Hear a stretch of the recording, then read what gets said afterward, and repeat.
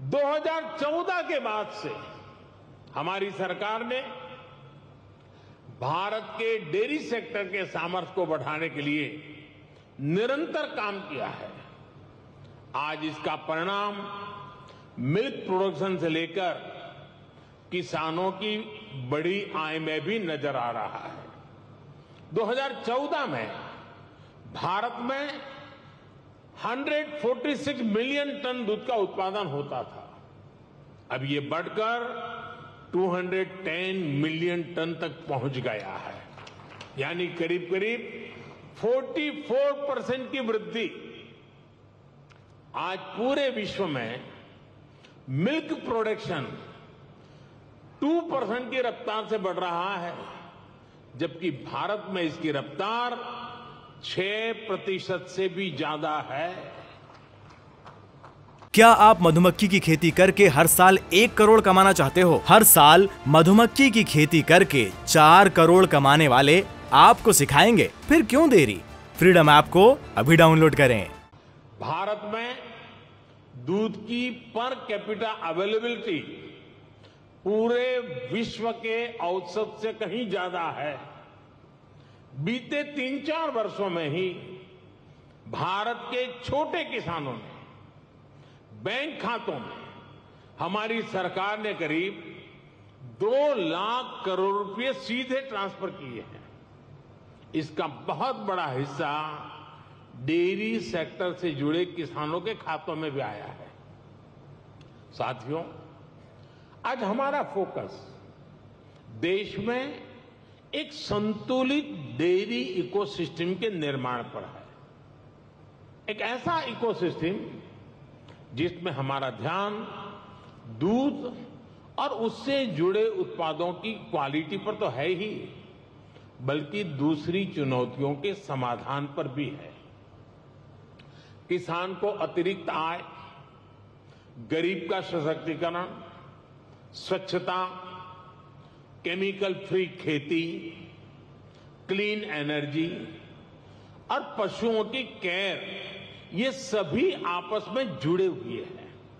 यानी हम dairy sector को, पशुपालन को भारत के गांवों में ग्रीन और सस्टेनेबल ग्रोथ का बहुत बड़ा माध्यम बना रहे हैं।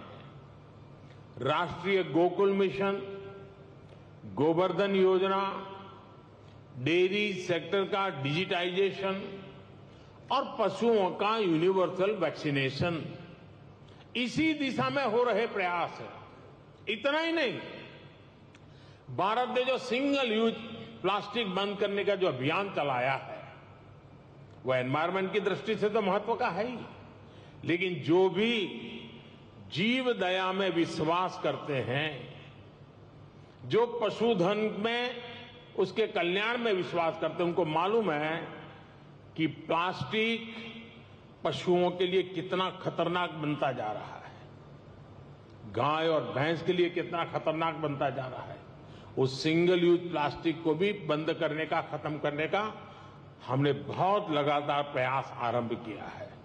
साथियों, भारत के डेयरी सेक्टर का जितना बड़ा स्केल है, उसे साइंस के साथ जोड़कर और विस्तार दिया जा रहा है।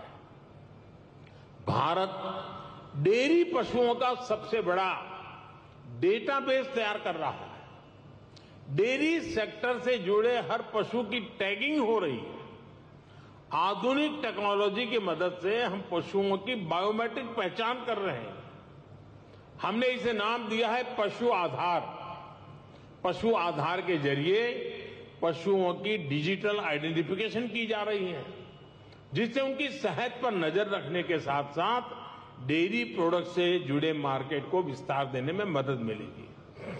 साथियों, आज भारत का बहुत बड़ा फोकस पशुपालन के क्षेत्र में उद्यमशीलता को, एंटरप्राइज को बढ़ावा देने पर भी है। डेयरी सेक्टर से जुड़े छोटे किसानों की ताकत को हम फार्मर प्रोड्यूसर ऑर्गेनाइजेशंस और महिलाओं के सेल्फ हेल्प ग्रुप के माध्यम से एकजुट कर रहे हैं। इनको बड़ी मार्केट फोर्स बना रहे हैं कि इसी